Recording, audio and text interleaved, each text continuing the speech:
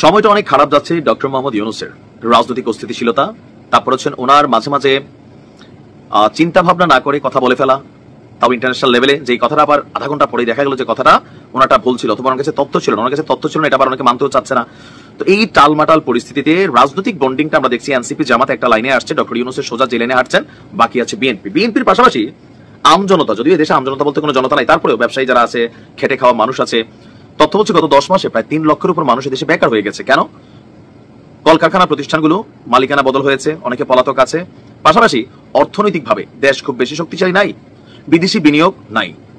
এই যে পরিস্থিতিকে মোকাবেলা করার জন্য, বাজেট পরিকল্পনা করার জন্য, দেশের অর্থনীতি চাঙ্গা করার জন্য, রাজস্ব বাড়ানোর জন্য দরকার হচ্ছে বিদেশি বিনিয়োগ আসবে, কলকারখানা এস্টাবলিশড হবে, কোম্পানিগুলো রান করবে, সেখানে মানুষের কর্ম হবে, তারপর সবকিছু সুন্দরভাবে চালিত হবে। কিন্তু ব্রিডার আশিক চৌধুরীর এত সুন্দর প্রেজেন্টেশনের পরেও খুব বেশি বিনিয়োগ বাংলাদেশ পায়নি, এবং এটা সবাইকে আশ্চর্য করছে যে আমরা সবাই ভাবতাম doctor Mohammad Yunus magic man, তিনি ক্ষমতায় আসবেন, বিদেশ থেকে বিদেশিরা লাইন ধরে বাংলাদেশে বিনিয়োগ করবে, কিন্তু ওইরকম দেখছি না। তবে ওয়ান এন্ড অনলি একটা দেশটার নাম হচ্ছে চীন।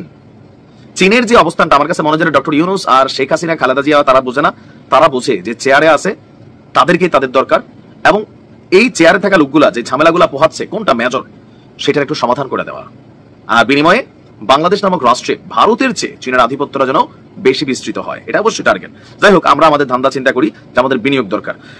দর্শক, চীনের বাণিজ্য মন্ত্রী ওয়াং ওয়েনতাও ব্যবসায়ী এবং বিনিয়োগকারীদের বিশাল প্রতিনিধি দল নিয়ে বাংলাদেশে অলরেডি পৌঁছে গেছেন। ইটস এ গ্রেট চমক, গ্রেট। এবং কি সফরে তার সঙ্গে রয়েছেন 100 জনের উপরে ব্যবসায়ী এবং বিনিয়োগকারী, আর মোট প্রতিনিধি দলের সদস্য হচ্ছে 200 জন। আর গতকালকেই দুপুরে তারা ঢাকায় পৌঁছেছেন। সরকারের কর্মকর্তারা বলছে শনিবার বিকেলে বাণিজ্য উপদেষ্টা শেখ বশিরউদ্দিনের সাথে বৈঠক করেছিলেন চীনা বাণিজ্য মন্ত্রী। তিনি 5টি সেশনে বাংলাদেশের ব্যবসায়ী এবং সংশ্লিষ্ট কর্মকর্তাদের সাথে ম্যাচ মেকিং বৈঠকে অংশ নেবেন। উদ্বোধনী অনুষ্ঠানে প্রধান উপদেষ্টা ডক্টর মোহাম্মদ ইউনূসেরও উপস্থিত থাকার কথা রয়েছে। আগামী পরশুদিন থেকেই, মানে আগামীকালকে থেকেই অনুষ্ঠিত হবে বাংলাদেশ চীন অর্থনৈতিক এবং বাণিজ্য কমিশনের একটা বৈঠক, আর নেতৃত্ব দেবেন বাংলাদেশের পক্ষে ডক্টর সালেউদ্দিন আহমদ এবং চীনের পক্ষে থাকবেন ওয়াং ওয়েনতাও। একই দিনে গার্মেন্টস ব্যবসায়ীদের সঙ্গেও চীনা উদ্যোক্তাদের পৃথক ম্যাচ মেকিং সভা হবে। এছাড়া চীনা প্রতিনিধি দলের একটি অংশ গাজীপুরের আপনার একটি তৈরি পোশাক কারখানাও পরিদর্শনে যাবেন। চীনের মূল উদ্দেশ্য হচ্ছে বাংলাদেশে চীন যৌথ বাণিজ্য কমিশনের বৈঠকে অংশগ্রহণ এবং বাংলাদেশে বিনিয়োগের ঘোষণা দেওয়া। বাংলাদেশ বিনিয়োগ উন্নয়ন কর্তৃপক্ষ বিডা বলছে যে আমদানি রপ্তানি বাধা দূরীকরণ, ব্যবসা বাণিজ্য সহজীকরণ যৌথ ওয়ার্কিং গ্রুপ, এবং ইতিমধ্যে একটা খসড়া প্রস্তাব বাংলাদেশ সরকারের কাছে চীন পাঠিয়েছে, আর সরকার সেটার উপর ওয়ার্ক করছে। এটা এই মুহূর্তে খুবই পজিটিভ একটা অবস্থান ডক্টর ইউনূসের জন্য না, আমি মনে করি বাংলাদেশের জন্য।